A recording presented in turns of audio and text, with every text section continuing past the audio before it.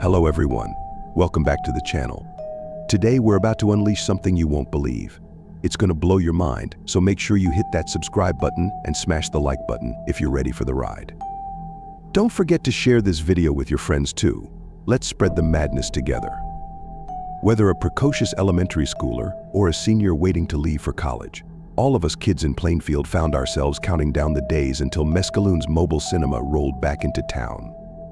There were no advertisements for it posted anywhere, especially not the public notice boards at the library or the town hall. Nor were particular return dates announced after the last screening. Nor did the mobile cinema have a set schedule by which to calibrate our internal clocks. We would always learn of its return from a rumor. Somebody would mention hearing of a showing 2 towns over, meaning our turn would come tomorrow night, or else someone would have heard on good authority from a friend of a friend of a friend that Plainfield would be the next town on the circuit, making next weekend the one we'd all been waiting for. And sure enough, one of those rumors would be true. We'd gather in the fields at the edge of town, and there would be Mr. Mescalune himself, dressed in his tattered top hat and patchwork tuxedo, standing outside the modified trailer that contained the rarest movie house in the world. We would enter through the back of the trailer if we were one of the lucky few to be admitted. Inside, the trailer contained a few rows of metal folding chairs welded to the floor, with a narrow aisle stretching down the middle. The chairs faced a stark white wall, onto which a projector dangling from the ceiling would beam whatever film Mr. Mescalune had to show us. They were always worth seeing. Everyone. Because you could see nothing like them anywhere else. Maybe we were biased, since Plainfield didn't have a movie theater of its own, or a roller rink, or an arcade, or anywhere else for kids to go for entertainment. Our parents weren't big on such things. All the same, long after some of us had left Plainfield for greener pastures and had seen the kinds of movies everybody else had enjoyed, we had to admit that nothing was ever as exciting as the films of Mr. Mescalune. We never knew exactly what to expect going in for a screening. Sometimes his films were no more than 10 minutes long, others ran for over 3 hours. We could never recognize the actors and actresses on screen, partially because we never had the chance to learn about and grow enamored of movie stars through magazines and gossip rags, since anything not a textbook would be confiscated at school. Mostly, though, it was because Mr. Mescalune's films used no professional actors. Maybe he picked them for their looks, or for the sounds of their voices. Maybe his casting selections had no logic whatsoever. It didn't matter. The actors always showed real emotion in his films, no matter how large or small the role. You could tell they were giving it everything they had. You'd be forgiven for thinking they weren't faking. You could be sure of only one thing when you sat down to watch one of Mr.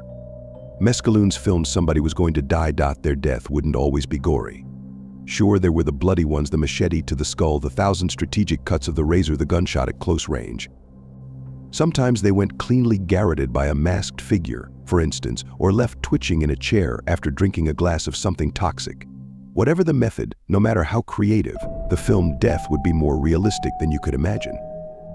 And so too would be the performance leading up to it, the tears, the pleas, the screams. That, we thought, was the chief virtue of Mr. Mescalune's films. How real they were. How they were. Having endured the blandness and falsehood of the whitewashed novels and television shows our parents forced on us, it felt as if we were seeing the world as it was meant to be seen for the first time in our lives. It was like being born or reborn. We were all grateful to Mr. Mescalune for it. We greeted the end of each film with a standing ovation, and Mr. Mescalune, ever modest, would doff his grungy hat and give us a low bow. We never told our parents about Mr.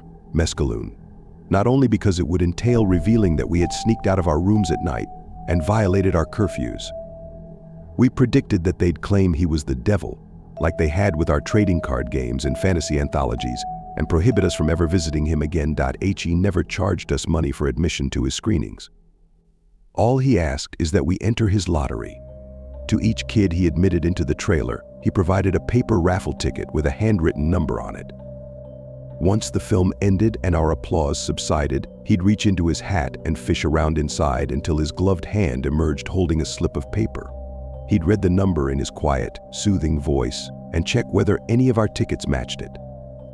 If none did, he would simply smile, shake hands with anybody who stayed behind to thank him for the show, and led us out into the moonlit fields, where the lingering crowd of the curious unadmitted anxiously questioned us about what we had seen for several years.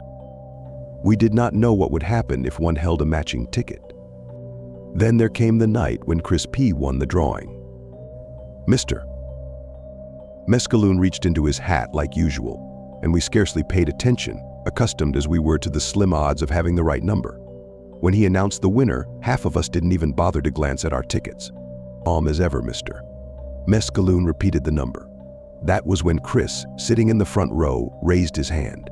It was as if lightning had struck us and melded us to our seats.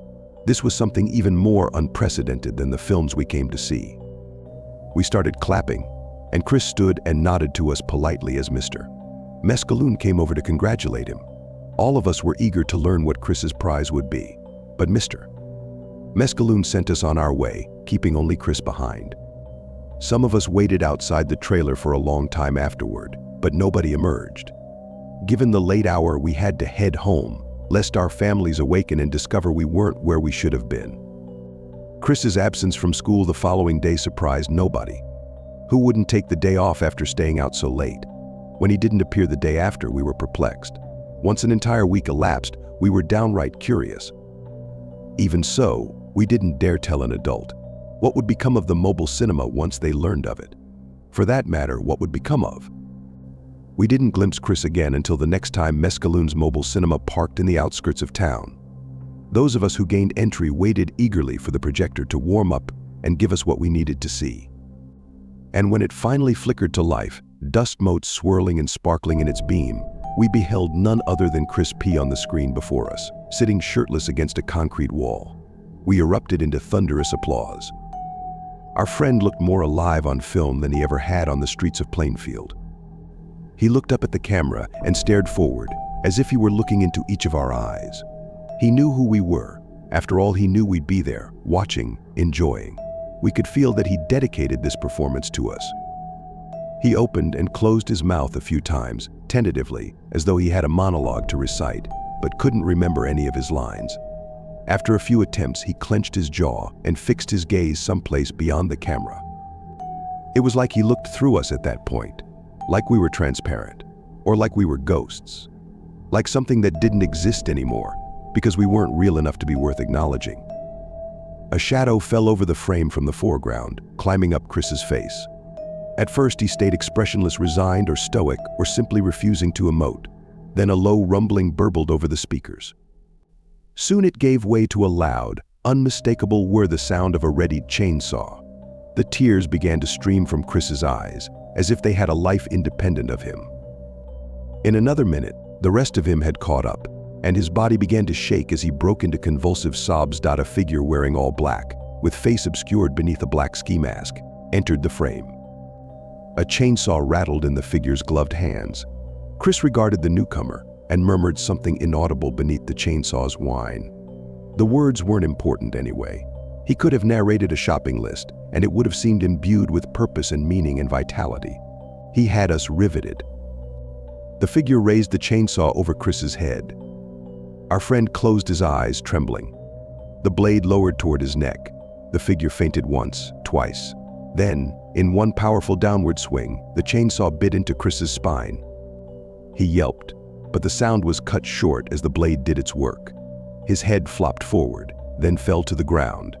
The figure nudged it out of view, then left the screen. For a minute and a half, the camera lingered on the headless body. The pool of blood widening beneath it was the sole sign of movement. Then the camera cut to black. We could feel the realization percolating through us. What we beheld was no ordinary film. A scene that realistic could not have been faked. And gradually it dawned on us that Chris's screen debut was not the exception, but the rule. Every film we had viewed at Mescalune's mobile cinema documented the final moments of someone's life. And we understood the price we paid for coming to see it.we, spent a few seconds figuring out how to react. We'd be lying if we said we hadn't been moved. Somebody began a hesitant clap, and shortly thereafter, everybody else joined. The applause fed on itself and grew. Some whistled, others cheered. We were all on our feet within a minute. And Mr. Mescalune stood beside the movie screen and bowed and held out his hat for the lottery drawing. None of us were picked that night. We all went out into the fields, into the crowd, and relayed what we had learned. We let the news settle over us like fog. We didn't talk about it because there was nothing to say. Each of us mulled it over in our own personal silence. When we dispersed, all the stars in the sky glowed more brightly as we walked home. Not one of us has drawn the winning number since Chris P. all those years ago. But the night may yet come. Because even though we know the great secret of Mescalune's mobile cinema, we have never missed a screening. And the crowd that gathers at the edge of town for a chance to see one of Mr. Mescalune's films is larger every time he visits.